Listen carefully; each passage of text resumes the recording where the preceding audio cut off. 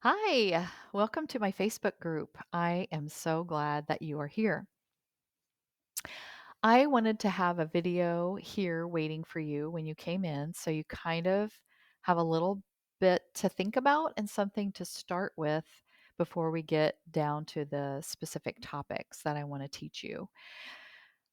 So this one is it's just like an overview, and it's kind of like here's how to get your mind ready for this journey.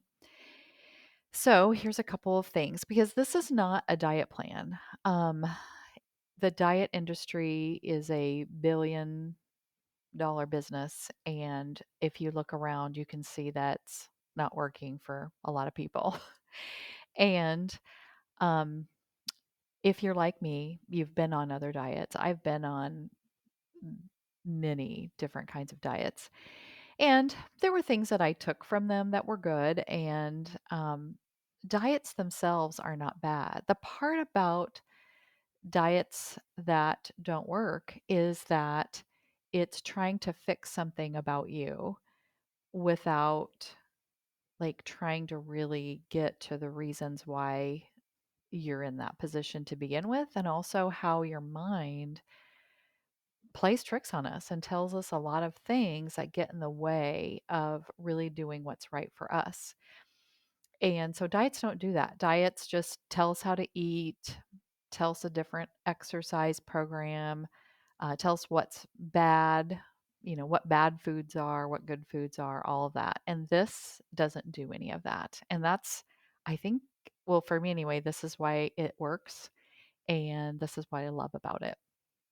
And this is what I really, the biggest part that I want to get for you to understand about it. But so that's kind of the beginning of it. Here's some painful things about it. Or at least it was painful at first for me, and it will be painful for you, I'm guessing.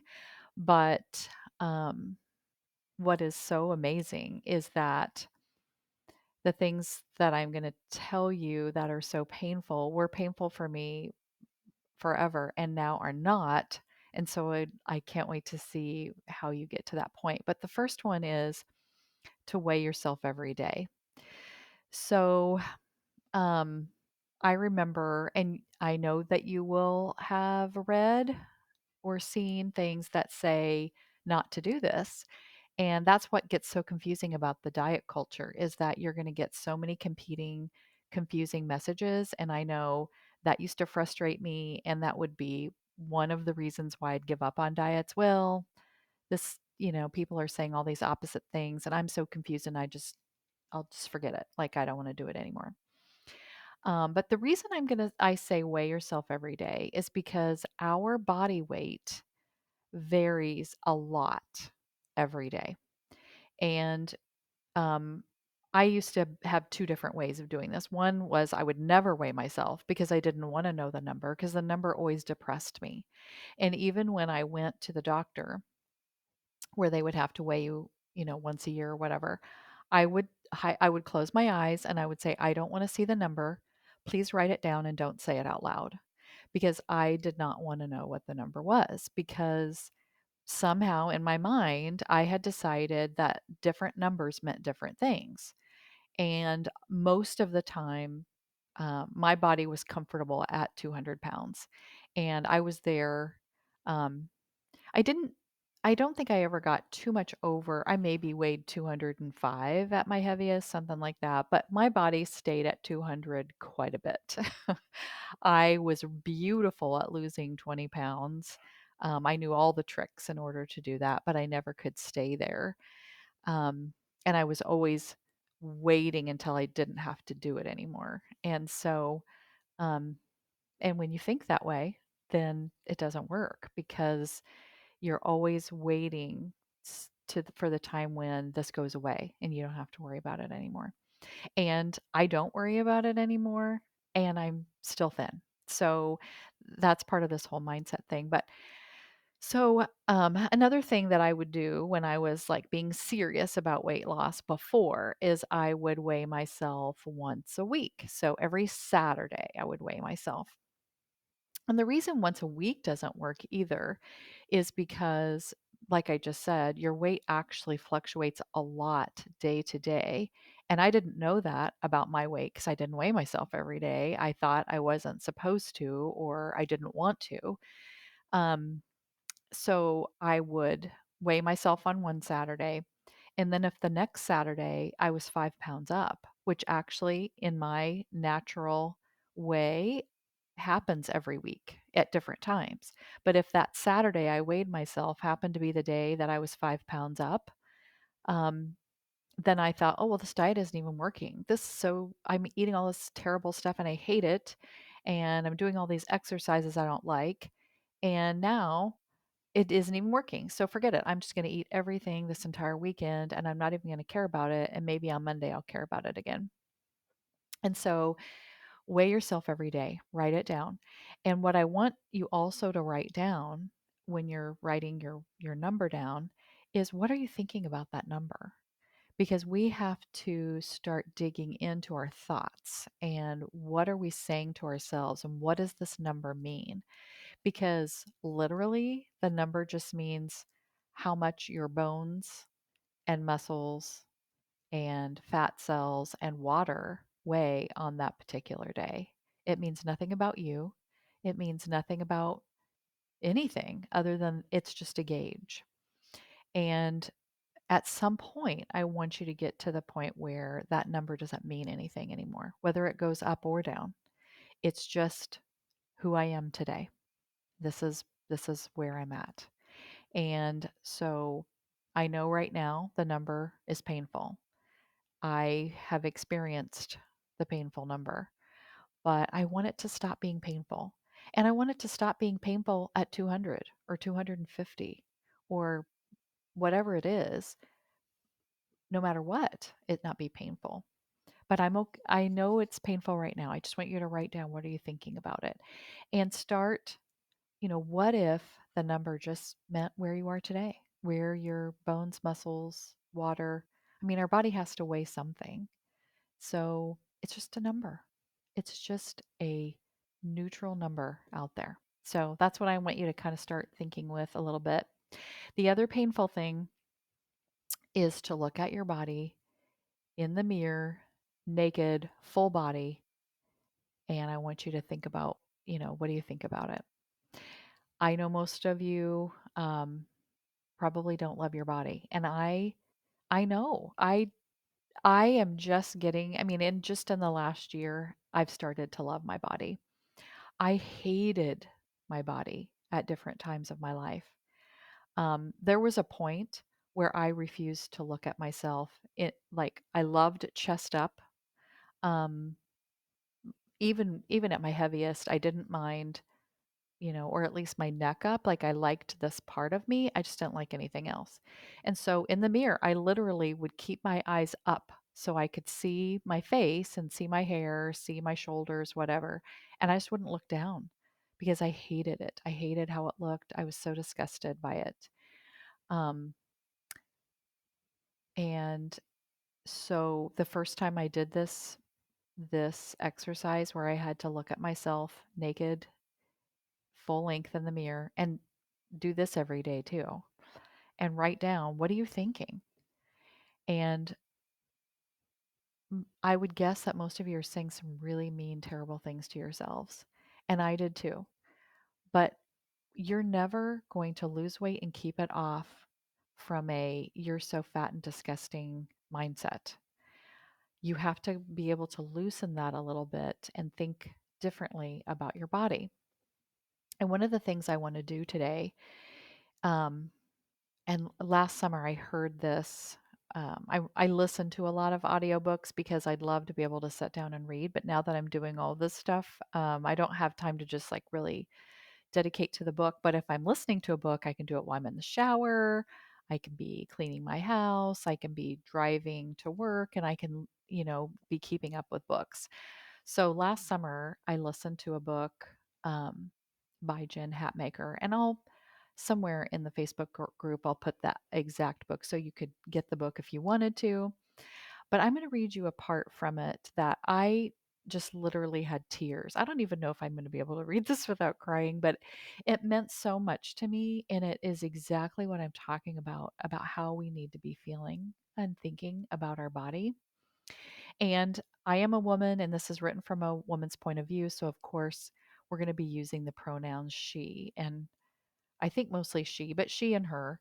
But if you identify it as them, he, her, him, whatever, just think about your body as the pronoun that you want to use. But many times when we're hating our bodies, especially, we're thinking about it as an it, um, and we almost think about it as not part of ourselves when we're hating it, because of course we don't want to identify with it when we hate it. But it is us. It is part of us, and we have to love it in order to get it to the point where we want it to be. And so I'm going to have to read this because, of course, I didn't memorize it, but I I just think that this is exactly how I want you to start thinking about your body. And her book is, I'm probably going to have to get my glasses. Her book is Fierce, Free, and Full of Fire, which is so it's just kind of, how to love yourself. And so she is speaking about her body and calling it her and she. Your character and soul, intelligence and creativity, love and experiences, goodness and talents, your bright and lovely self are all entwined with your body. And she has delivered the whole of you to this very day. What a partner! She has been a home for your smartest ideas, your triumphant spirit, your best jokes. You haven't gotten anywhere you've ever gone without her. She has served you well. Your body walked with you all through childhood, climbed the trees and rode the bikes and danced the ballet steps and walked you into the first day of high school. How else would you have learned to love the smell of brownies, toasted bagels, onions, and garlic sizzling in olive oil? Your body perfectly delivered the sounds of Stevie Wonder, Whitney Houston, and Bon Jovi right into your memories. She gave you your first kiss, which you felt on your lips and in your stomach. A coordinated body venture. She drove you to college and hiked the Grand Canyon. She might have carried your backpack through Europe and fed you croissants. She watched steel magnolias and knew right when to let the tears fall. Maybe your body walked you down the aisle and kissed your person and made promises and threw flowers. Your body carried you. This is why we need to love her. Your body carried you into your first big interview and nailed it. Calmed you down, smiled charmingly, and delivered the right words. Sex? That is some of your body's best work. Your body might have incubated, nourished, and delivered a whole new human life, maybe even two or three. She is how you cherish the smell of those babies, the feel of their cheeks, and sound of them calling your name. How else are you ever going to taste deep dish pizza and French onion soup? You have your body to thank for every good thing you have ever experienced, and she has been good to you and to others. Your body delivered you to people who needed you at the exact moment you showed up. She kissed away little tears and patched up skin knees.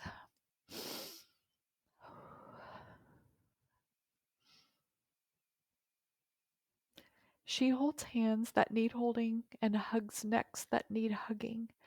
Your body nurtures minds and souls with your presence.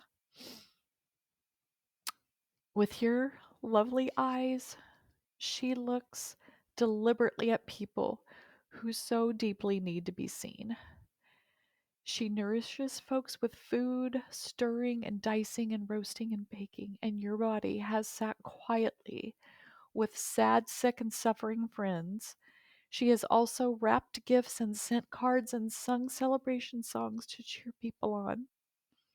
Her face has been a comfort. Her hands will be remembered fondly, how they looked, how they loved. Her specific smell will still be remembered in 70 years. Her voice is the sound of home. You may hate her, but no one else does. Oh my gosh. I'm sorry, but I think you needed that, and so did I. I needed that last summer.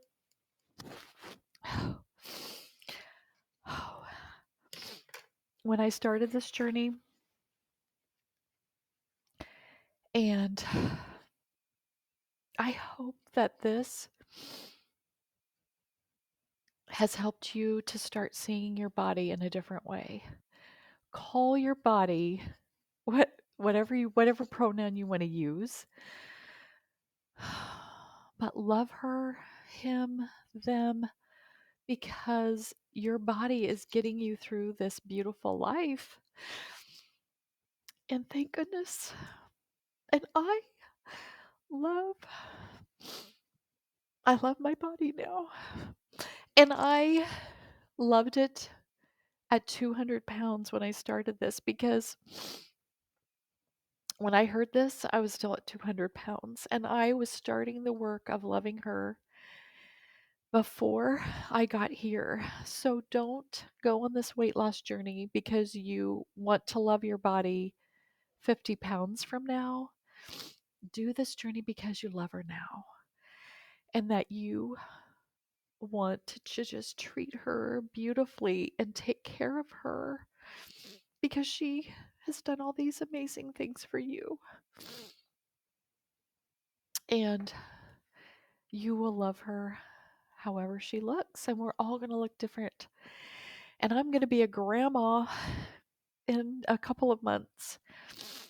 And my body at 54 pounds lighter is not firm the way it was 30 years ago, but that's okay because it's done all these beautiful things for me. And it's going to be 53 years old, and that's okay. So I'm sorry if emotions, I promise you I won't always be emotional, but this just really means something to me. And I think that so many women, especially, but I think men need to be okay with themselves too. And I don't know, this may be a group of women, I'm not sure, but um, I look forward to going on this journey with you. And I hope that some emotion is okay because we're going to have to go through some uncomfortable things to dig deep and get to what's really at the root of why we are buffering with food. And I think there was probably other things that I wanted to talk about on this video, but I think this is a good way to start. So,